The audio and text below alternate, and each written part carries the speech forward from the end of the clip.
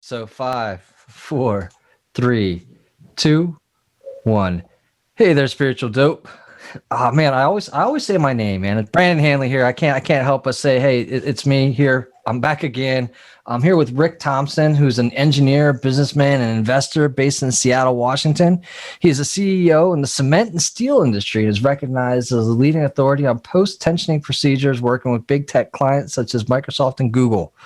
Rick has been infatuated with science, math, and the workings of the world since childhood. He is highly skilled at defining objectives, assessing requirements, and resolving problems on and off the work field. His practical approach to business, life, and science is what makes his recent book very special and digestible to the average reader. This book has guided programs and will provide you with tested nuts and bolts methods for entering the quantum mindset and tapping the heightened tools for manifesting your deepest dreams. Man, Rick, thanks for being on the show today. Thanks for having me. It's always an honor and pleasure to share with others. 100%. So I love to start this off with the whole idea that you're a God man, that we are vessels for the creative energies that flow through the universe, and that you and I are connecting through this medium, through this amplification, through the podcast, with at least one specific person that's going to catch a message that can only be delivered through you today. In this instance, through Source. What is that message, Rick? Well, that you're given everything and all you have to do is accept.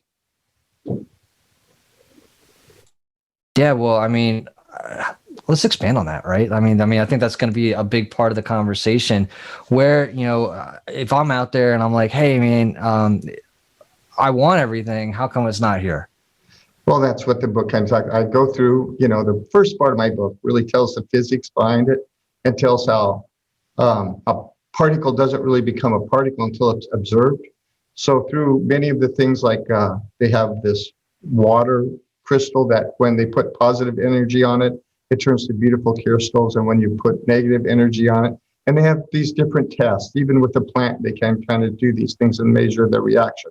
So our thoughts in itself put energy into the world, and we have the power to, so to speak, co-create, because our energy is creating part of the world in front of us. There's all these other things that have been created before or by others, but we have the ability with our energy to kind of create what we want. And to me, I have a story I like to tell, kind of puts this perspective, help me to learn that when you go to heaven, with you is a giant golden box.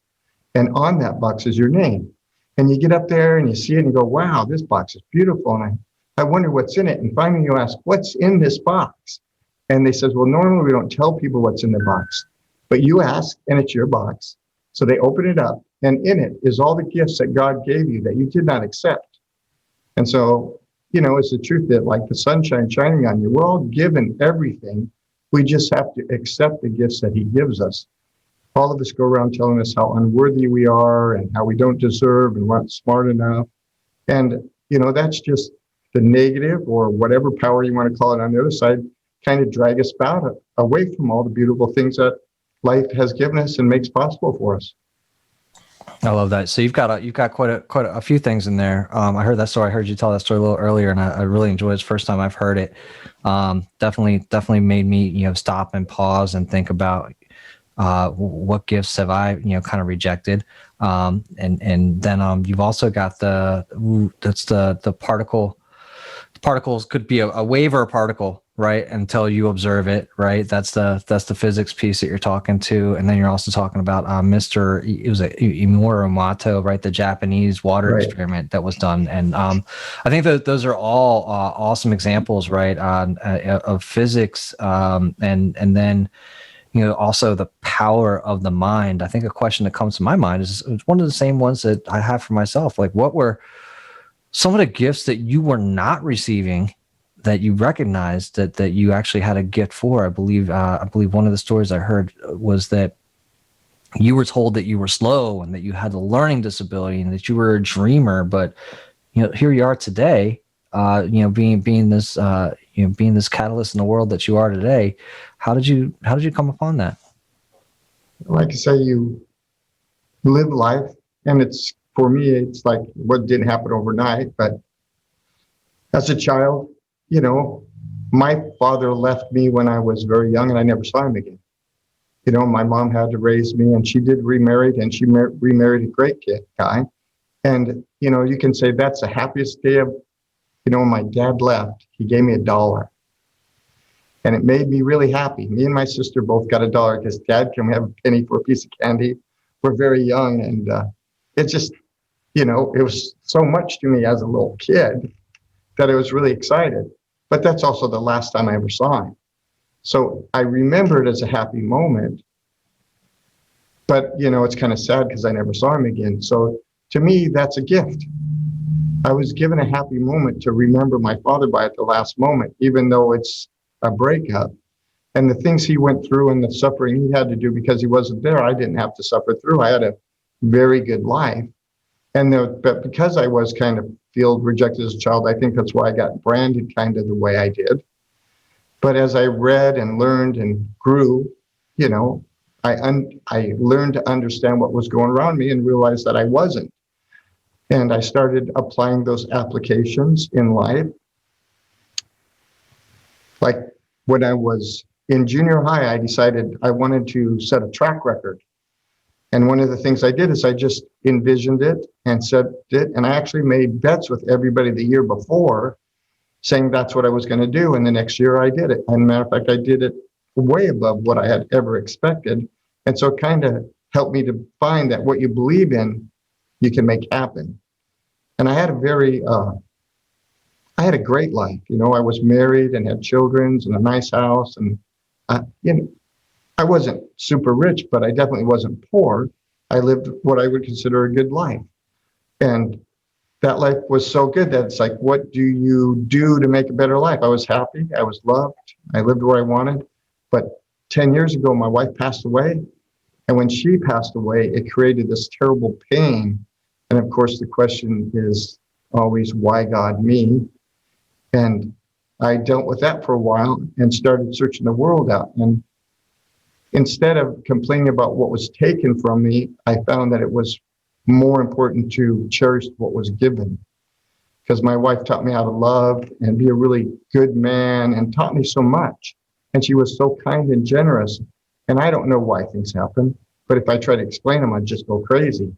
But I do know by changing my perspective from me, why am I suffering, to the gifts I got and what I can do for others, it allowed me to, rebuild a new life to help others. And I do it in her name, kind of, in her memory and her kindness of loving me, I help others and try to be the best man I can and just grow a little bit each day to be a better man. And those experiences are the kind of gifts that, when they happen, you think they're not a gift, but when you look back at them and look at both sides, through your entire life, they turn out a gift that really makes you the person you are today. So you've got your gifts that you were given, right? I mean, you go all the way back to the last time you saw your father. I kind of jotted down, this would be a story, right, where you asked for a penny and you got $1, right? You asked and you received, but in a maximum amount. And how that's also, you can look at that as a happy moment and a sad moment, right? And then the other part that you talked about there was setting the track record and envisioning that. What's kind of funny is I have a real similar story to that, and that's what's one of my anchor points too, to kind of recognizing the achievements. I was like first or second grade though, and I ended up being like the fastest kid, right? But just kind of coming back and envisioning that, like seeing yourself doing it and living it, right? And then you've also got like this life that you're living that you love, and how could it be any better? And then your wife passes away, and that was like sounded to me too, like I heard again listening to another one of your podcasts, that was like she was a true love to you, right? I mean, it's a big part of your life, and you were in a lot of pain. And I love this line. There's this person I listen to, Sarah Blondin, and she's got this meditation is called, pain is a gateway to the divine, and it sounds kind of like that's what it did for you. It opened up a pathway to the divine for you. Is that what you were searching for, right? Because you said you kind of went out there searching. You were, why God me? And were you searching for, like, why are you in pain? Were you searching for, what was it you were searching for in that moment? I'm curious to know. I was kind of searching, is why am I here and what should I do? If I'm going to, wrong to hurt yourself. So I couldn't do that because that would be a sin in my rules anyway. And then, so I said, well, if I'm going to be here, then why? And what can I do to make it what you want, what you need, what there is for me and the world? And so that's kind of why I wrote the book, because I wrote the book. So I hope I can get other people to realize that if you put the thought and effort towards what you want, you can achieve it. We're all given everything to me. And if you put the action and the proper thought towards it, you will be given those gifts. I know when I started doing it after my wife passed away, I believe the world just gave me everything. I, had work and my income increased. And, when I had that positive attitude and I really put action towards it, it's just like whatever I needed kind of just showed up. So I felt very blessed today. I feel extremely blessed. My life is very gifted and fulfilled, and it's not like there isn't more, but it's not like I don't have enough either. Right. I mean, you get to a great point. But again, too. So sounds like what it was is like, why am I here? Right. What you're searching for meaning, man's search for meaning, Viktor Frankl, right? Like, what do you, and you're searching, right? Well, if you're going to take away the things the what was making my life so great, then why am I here? And kind of searching for purpose is kind of what I'm hearing. And then you're talking about, the idea of, kind of thinking and taking action, but what about the effort and effort? Does it have to be like this extreme effort? Do I have to really try super duper hard and like all my waking hours? Does that need to be, is that how I get things, or how, what is your recommendation in regards to that? Well, I think it's more of, there's a conscious mind and a subconscious mind. And the conscious mind thinks, and it can think about stuff, but it takes a ton of energy, and your body tends to physically try to reduce energy. So it'll use everything in a lower level as it can. So they tell you like 10% of your brain, you only use 10% of your brain. But the truth is you're only using 10% of it consciously. You're using 90% of it subconsciously. So what really creates a future for us is what we totally believe. And it kind of says in the Bible, what you believe in as if it's already happened will be yours. So that belief is a subconscious belief, not a conscious belief. It's when you automatically throw the football and it goes to where you want. You didn't think about it, it just happened. And the same thing goes for things you want in the life. If you want something special, or you got to believe in it in such a way that it exists for you. You can see it in people that have been successful. It's like, man, that guy just goes through life. He doesn't put any effort into it, and it just all happens for him. That's the way it needs to work, because if you believe 100% subconscious, then you're putting very little energy into it. But if you're thinking about it and trying to force it, then it doesn't really come to you. So that's why people say, I put all this thought and energy into it, but you just can't pound it in. You got to kind of like be in the wave and float with it. And it's got to come from a subconscious level, not a conscious level. Yeah, I've definitely seen this show up in my life, and I guess a couple questions I would have would be, do you feel like you are doing it, or do you feel like the creation, the experience is happening through you and for you? And just kind of curious on your take on that. I feel like it's happening to me and for me. It's just you're going with the flow. I think that negative energy, like bad thoughts, are the things that hold you back. And the main thing you got to do is kind of forgive and get rid of the negative energy. And when you kind of just release and let go, and you become part of the universe, the world, whatever, God, however you want to describe it, then it just flows with it. And the things you're supposed to do and the things that are supposed to happen come to you. And you have choice, kind of. But, you're kind of set for a path. You're given powers. And those ones that you enjoy are the ones you set to do your stuff. We are given the choice between what we want to do. And when you're choosing the things that you're best at, you're the most happiest. So I feel like it's letting loose and accepting the flow of the river, but paddling gently in the right direction.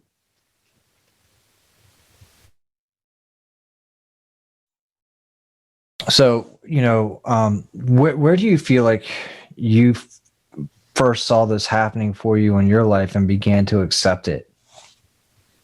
Well, I saw it at a younger age and started to accept it, but I saw it the most after my wife died because I put more mental energy into it. One of the things I found that, contentment, you don't have to put much thought into life or energy into life if you're totally content. And when I was married with my wife and then my family and kids, I had a good job. I had a happy life. I was loved. I was very content. And I didn't have any need to really find a change. But then when my wife died, I had pain and suffering, and I was not content. And through that, I put a lot of effort. And because I opened my eyes and looked more, I saw things I never saw before. Yeah, I mean, what an example of be some of the things that you saw that you weren't able to see before? Well, I just went to other people and I saw people able to do things. I saw I saw a guy that could look at somebody's eyes in a picture and tell what they're thinking. I saw people that spiritually came up to me and talked to me about my wife. And I just traveled around and I read books. I started becoming more thirsty for knowledge because I wanted to find what it was. So I read books and I put them together and tried to see how they fit. And then I asked different questions like what makes a man happy and successful. And I looked at those, and when I saw them, I saw the spiritual world kind of open up where we're all connected. We're all connected. Through quantum physics, if you want to think like somebody thought of the world and it was created, because everything's a wave until it's created. Well, the person who thought of the world and everything was God. He thought of it, and then it was all created. And they say the world was created in 7 days. If you stand on the event horizon and look at the creation of the universe, it would look like 7 days standing there at that point. So it is possible from his perspective that the world was really created in 7 days. In our perspective, it's not, but from his, it could be. And I just found things like that, and other people, scientists, were interested. And when they search and try to find, what puts together the universe, they all end up turning to God. Say there's a creator that created everything. Right. I love that perspective of kind of standing on event horizon and seeing in 7 days kind of everything being created. It's a really cool visual. It's a pretty cool visual. So when so you're in the steel and cement business, right? I don't hear too many people kind of getting into this in the steel and cement business. You're CEO of your business, and how are you encouraging your and you're out there, right? Too, like what I mean by that is you're putting your books out there, you're talking about this stuff. I mean, so how is this showing up in your business? Well, I meet several people that work for me, and I try to teach them those ways and help them to look at the world differently. One of the things I love to tell people each day is you don't got to go to work, you get to go to work. You don't got to get up, you get to get up. It's all a matter of perspective, how you look at it. I get to do everything I do all day long. I don't have to. If I truly didn't want to, I could say, I'm not going to do that. But I'm electing to. So instead of saying I have to, I like to say I get to. And I teach people those kind of things one step at a time and see where they're at in life and try to help them, because everybody's in a different arena, and try to open up the world to them so they'll know that anything for them they want is possible. Have you had people and underneath kind of like your tutelage at the company, who've really been able to take to this and shine and really apply it? Well, I don't have a very big company, but I think they all take to it and shine with it a little bit. That's what I like to believe in my heart. I always say it's hardest to see your own self, but what I see is people are taking it and their lives become better. I've had several people say that it has changed their life. So I'm very grateful. Like I say, you help each other become better and the world becomes a better place one step at a time. I'm not looking for any glory or anything, but I'd sure like to see the world become a better place each day, just like I'd like to grow a little bit each day. And by helping others having a better attitude, you make the world better, and they help others, and so on and so on and so on. That's great. And your children too, right? Now, how many children do you have? I'm remarried, so I have 2 by my first wife and 3 by my second wife. So we have 5 children and 4 grandchildren. And my daughter has 2 and she has 2. So I have 5 children. Thanks for not making me do the math. So the idea really is as a parent, right now as a grandparent, how are you trying to impart this to your children in such a way that I can tell you, right, when I first kind of had some of these moments and first had some realizations, I'm trying to stuff it, and my kids are kind of young, but like just making sure that they're exposed to it, so that to your point, right, that you don't have to wait till later in life to learn this stuff, right? The sooner that you learn it, the sooner you can apply it, and hopefully you don't have to suffer through some of the shenanigans I did, right? Or that's what we'd like to impart to our children. Right. So what's it like sharing it with your children, and what are they doing with it? Well, they're very grateful. They're good to me. I love my children. They love me back. I feel very grateful. They're using it to help their lives grow and envision what they want out of life and have a great family and, see what they would like to receive. The grandkids are at a young age. The way I work with them is I just spend time with them. I spend as much time with them as I can. And when I see the opportunity to teach them something and they're listening, then I try to grab hold of that opportunity. I don't go up and try to force them to go like, this is what you need to do. I wait for the challenges in life to come along, and then I make suggestions to them like, you could look at it this way or that way. You have a choice, and trying to teach them that they have a choice. Because the truth is they do learn the most and set the most rules from the age of 1 to 7. So we have an opportunity to really teach them very positive thinking processes at a younger age. And that's what I try to do, is make sure they're not putting themselves down and saying they can't. One of the things is, I have a grandson that's playing football right now. And, we want to make sure to teach him that he's doing a good job and he's not putting himself down for anything he does. The thing you need to look at, did you put the effort, and then you did great. Doesn't matter. You did great if you put action towards it and proper thought. And the other thing I try to teach him is a lot of it can be thought, because if you're thinking correctly when you're doing stuff, you're going to get a better results. So what are you thinking about while you're trying to accomplish a task? And these are the ways I go about it, with stories, because I always say stories like the Golden Box or other stories are the best way to impress people with different ideas. But the bottom line is I just want them to have a happy life, and it's their choice what they really decide. I just want to help guide them in the direction that'll help them the most. Yeah, and it's tough, right? Especially again as a parent, and you just want them to take this stuff in, and you just want to. If we could just like stick a USB and stick into our head or something, and be like, hey, you're gonna need this later or at some point, right? Before skip over these chapters, you're not gonna need these. But if we could do that, that'd be a lot of fun. What would you mean though? You said, kind of proper thought and thinking correctly. What are you saying there when you say that? Well, everybody has different rules. So you want to have good rules. You don't want to have rules that say, I'm not smart, or I'm not able to be happy. Or maybe some of the rules I see that hurt people is like, my job is to make everybody happy. Well, that's an impossible goal. You can't make everyone happy. So if you make your rules too complex in life, you're going to find pain and suffering about it. What you want to do is have rules like,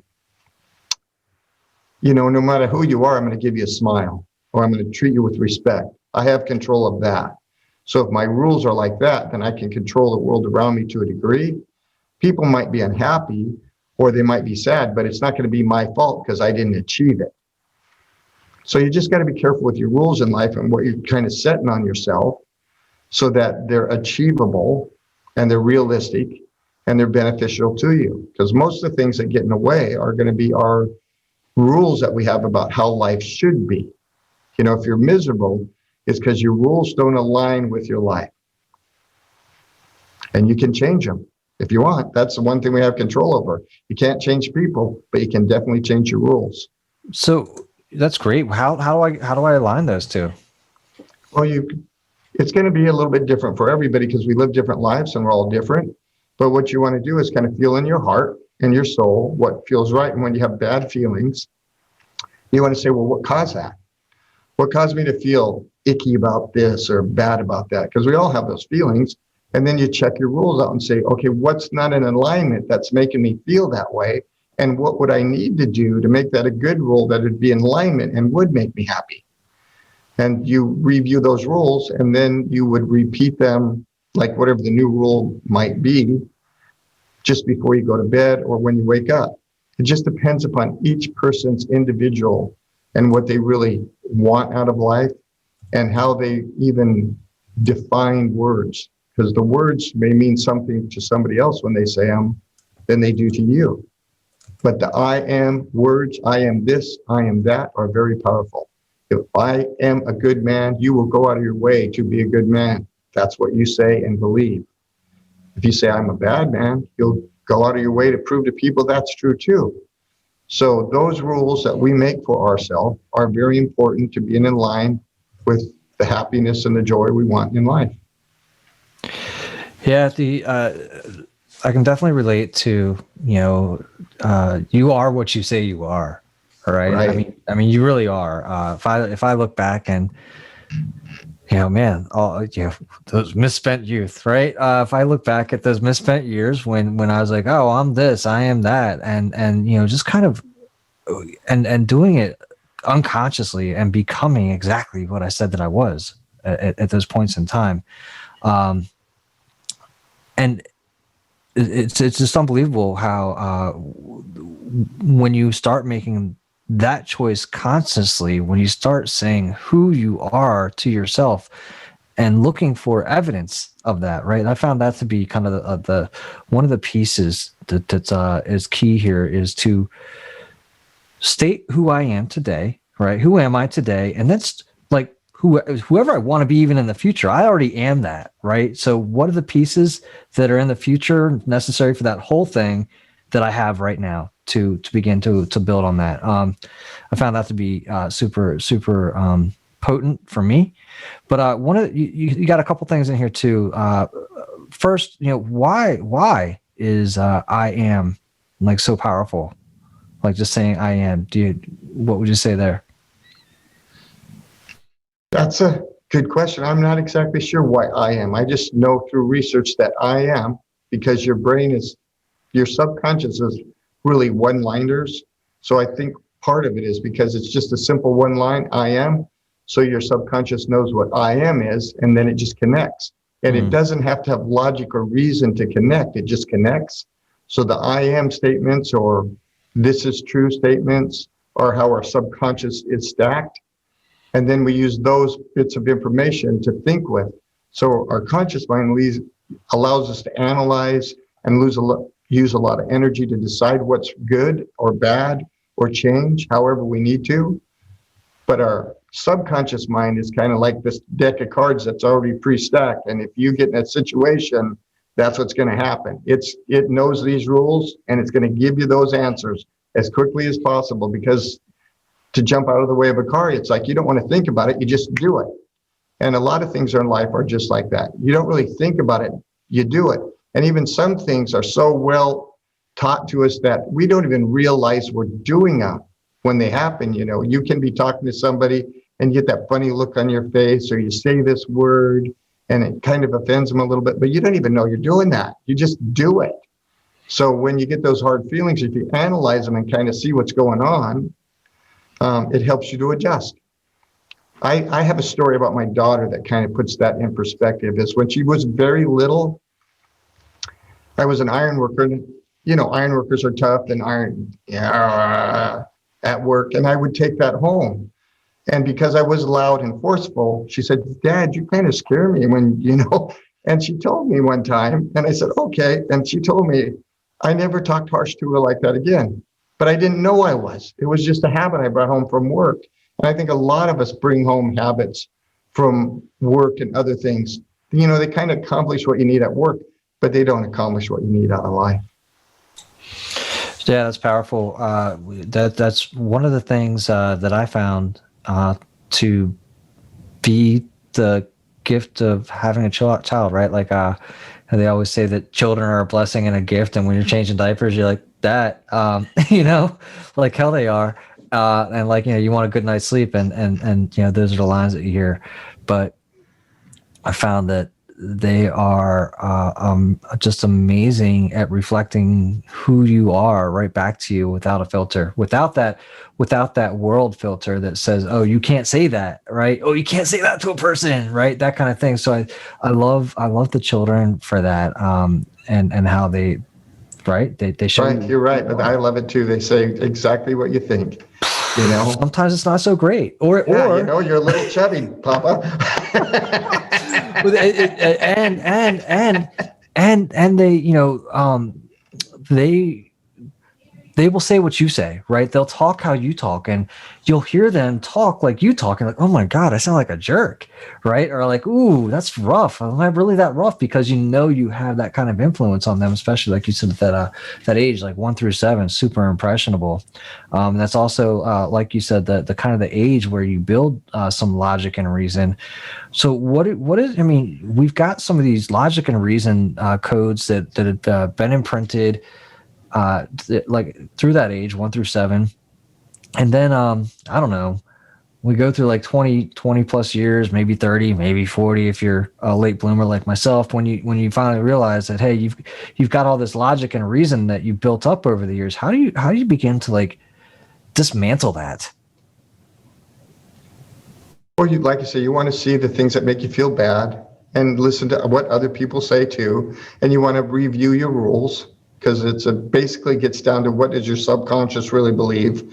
You know, you can tell, like, I'm going to be a millionaire, and your subconscious will tell you kind of like, nah, you're not ready yet. So you can feel inside what's really true, you know. And when you get those in alignment, those feelings, you know, I'm going to do this or that, and it feels right, then you're getting the right belief behind you, and you just reinforce those.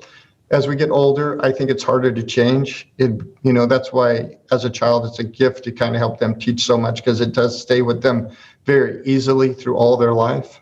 As we get older, we kind of reinforce it with, you know, talking to ourselves, or, you know, I like to use music that sings good songs to you, that tells you the kind of stuff you're trying to think correctly. I pick out certain songs in the morning to listen to that'll help you get started, that just kind of put that thought into you. Or you can use mantras. But the hard part is to sit down and say, what are my rules? And do they serve me and the people around me? And if they do, then they're good. And if they don't, then, well, why don't you adjust them a little bit? The good music. What you know, are you willing to share kind of what your morning wake up routine music is? I mean, what gets you going?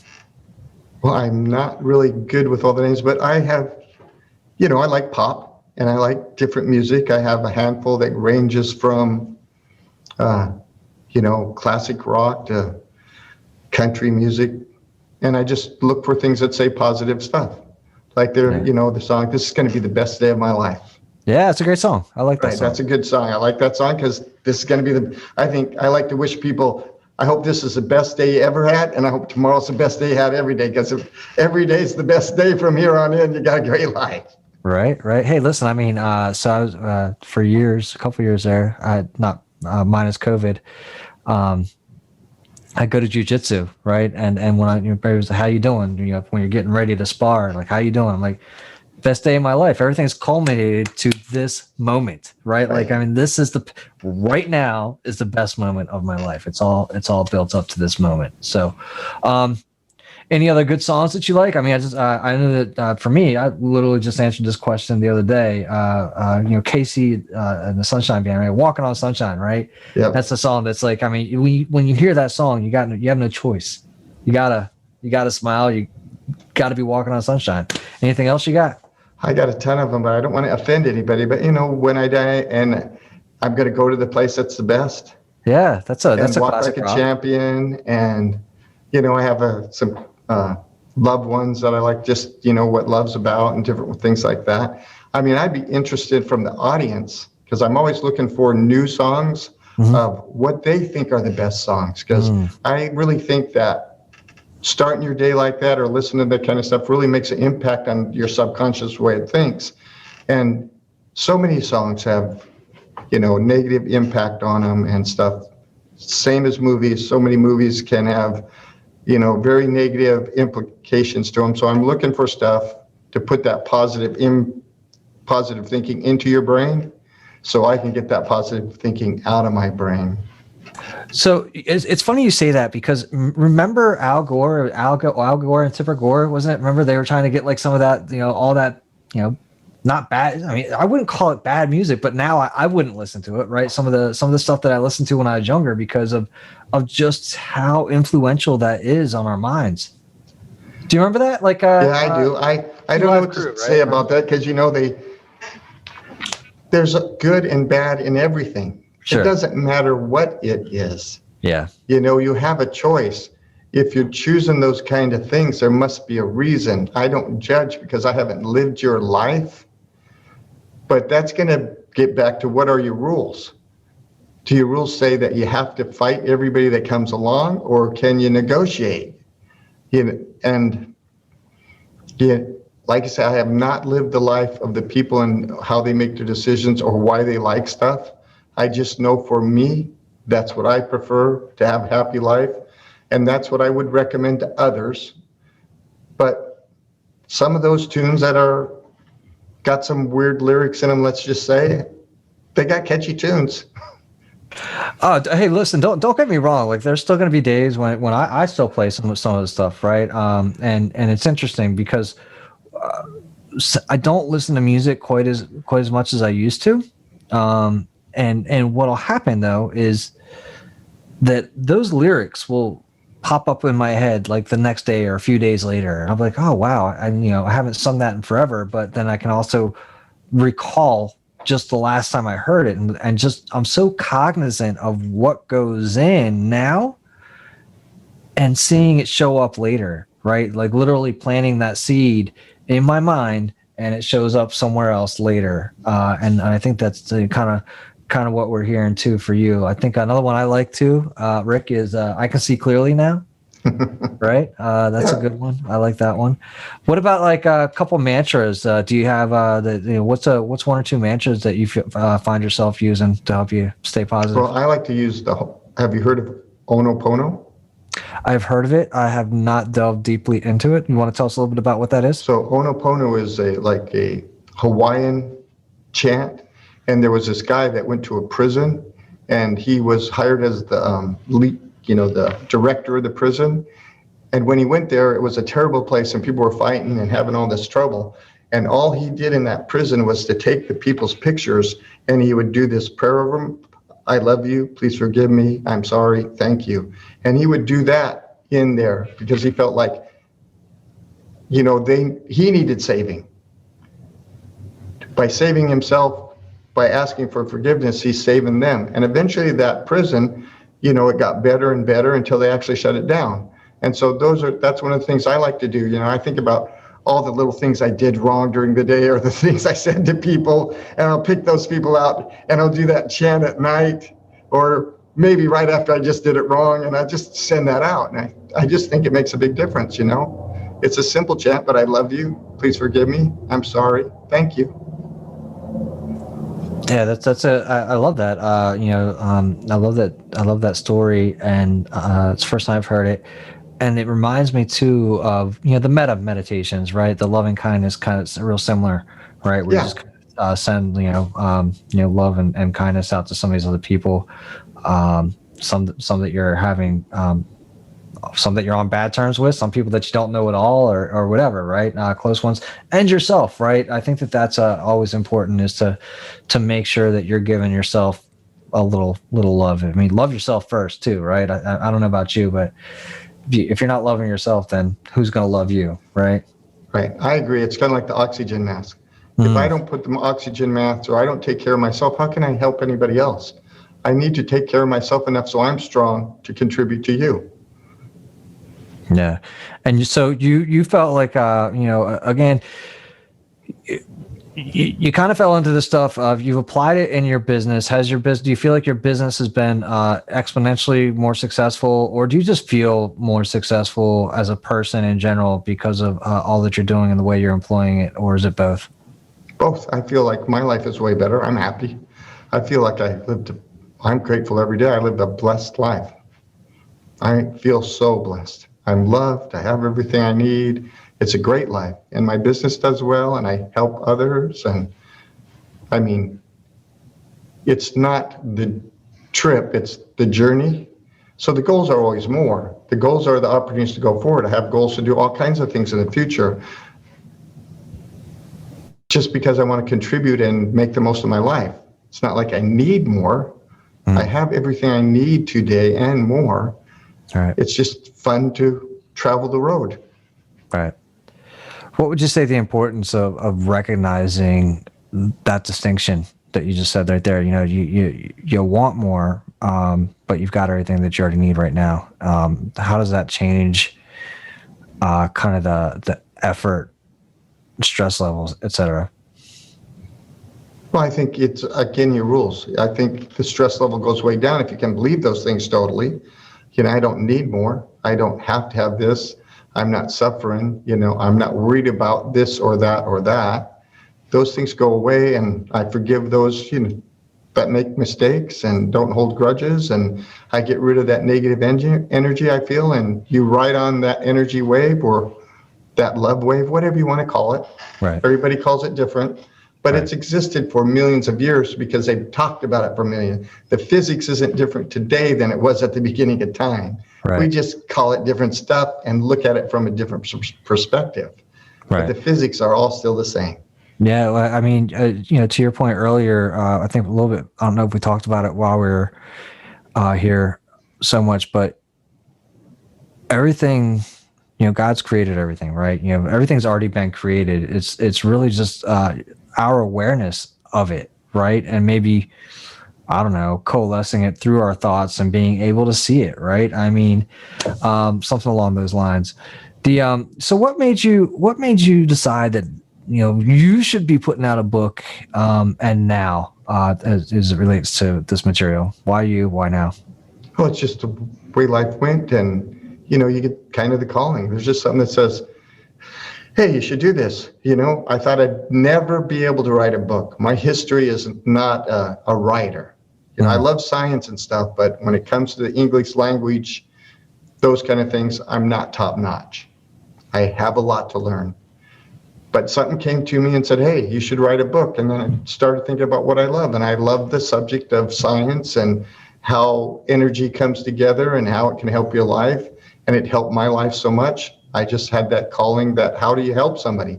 I don't know for sure what I'm supposed to do to help others, but when you get that feeling in your heart, like you should do something, I try to do it. And I got that feeling in my heart, I should do that. So I did it. Nice. Sounds like too, I always get some backlash when I say, following your bliss, but I mean, when you follow, I guess your kind of heart's guidance is what I guess we could call it. Are you following the guidance of your heart, and that leads to something good. Is that kind of what you're saying here? Yeah, I believe that, we all have feelings. We all have feelings. And if you listen to them, they'll guide you in the right path. When you go into a room, you can tell a room's negative or positive. You can tell so many things in life we don't realize. It's like the water crystals. You can't prove that your energy does it, but there's an energy there. You can, they do statistics on good and bad things happening when they have prayer, they'll have prayer sessions. And statistically, they can prove that when they have those prayer sessions, the bad events go down. So our energy out there that we have connect with everybody is available. So what do you do to make that work the best for everybody? That's awesome. So where, title of the book again, where can people kind of go to find it, and where should they connect with you? The title of the book is The Quantum Mindset in a Nutshell. And I have a webpage that's thequantummindset.com. You can go there and connect with me there. And if you look up the book and stuff, it'll connect you to me. And through that website, that's the best way. You want to email, ask questions. If there's something I can do to help you, just let me know. Love to help. Awesome. And who would you say like your ideal reader, I guess, if we were talking marketing terms, avatar or even your niche, like who should be picking this book up, do you think? Who's this talking to? I think it's people that are trying to understand life and maybe are looking for a change and not clear whether they can really make that effect on their life. This book gives you a lot of solid facts about why this is possible physically. And if you're looking for that kind of supporting information, but I think anybody who's looking for to change their life with positive energy, this book is a good place to start. Rick, man, I just want to say thanks I know you're a busy man, so I want to say thanks for stopping by Spiritual Dope and hanging out, sharing some of your story, your insights, and, hopefully somebody out there is, totally influenced by our conversation today. So thank you. Well, I hope it helps people, and that's why I'm here, to help you. And I'm very grateful for you having me here today, and hope you have a wonderful day, year, week, life.